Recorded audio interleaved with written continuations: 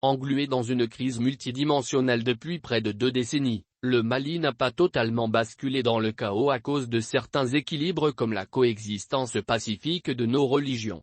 Un mince équilibre malheureusement soumis ces derniers jours à rude épreuve à cause de l'irresponsabilité de ceux qui voient la laïcité autrement que le respect de la liberté du culte.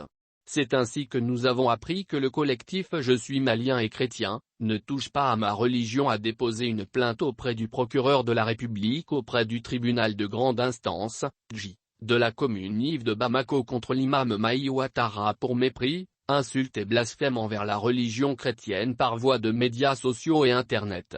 Heureusement, il a retiré la dite plainte contre après une médiation du Mali qui a sans doute mesuré la portée de cette plainte et ses conséquences sur l'ordre public. Il est vrai que la vidéo incriminée est choquante et ne colle pas à la réalité socio-religieuse de notre pays. L'attaque de l'imam Ouattara est d'autant injustifiée que celui qui s'est attaqué à l'islam n'est pas chrétien et son acte a été massivement condamné dans la communauté chrétienne qui a manifesté aux côtés des musulmans le 5 novembre dernier à la place de l'Indépendance.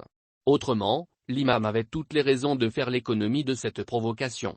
En y cédant, il donne raison à ceux qui prêchent pour un assainissement du secteur du prêche dans ce pays. Ce à quoi le Haut Conseil islamique, Mali, travaille d'ailleurs.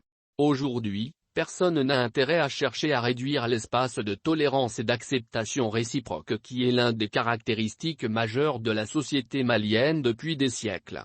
Bien au contraire, nous devons chercher le vrai dialogue par la collaboration entre chrétiens et musulmans dans les divers chantiers de la construction du pays comme la promotion humaine, l'éducation, la santé ou les affaires sociales. Et selon des statistiques officielles, plus de 80% des élèves de l'enseignement privé catholique viennent de familles musulmanes, qui font confiance à cette institution, et un bon pourcentage des enseignants sont également des musulmans qui épousent pleinement le projet éducatif de l'Église, basé sur une vision spirituelle de l'homme.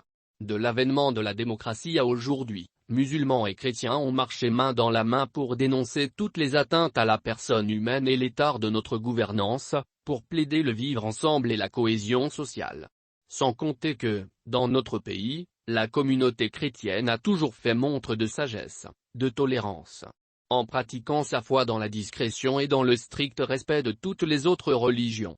On se rappelle par exemple que, en janvier 2018, les leaders des jeunesses musulmanes et chrétiennes du Mali s'étaient engagés à promouvoir le dialogue interreligieux dans le pays.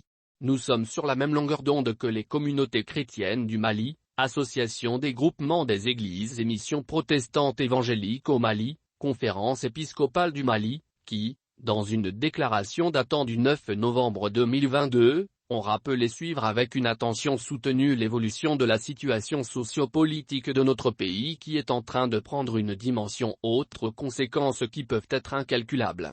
Nous avons croisé les bras, indifférents, pour les regarder mettre à feu et à sang le centre de notre pays sous prétexte d'un antagonisme violent entre Peul et Dogon. Aujourd'hui, ils sont encore à la manœuvre pour faire basculer le pays dans une guerre de religion. Nous avons déjà tous les problèmes du monde à faire face aux conséquences dramatiques du terrorisme. Ce n'est donc pas le moment d'ouvrir une autre boîte aux Pandore. Nous avons presque toujours accepté nos différences pour une vie communautaire harmonieuse.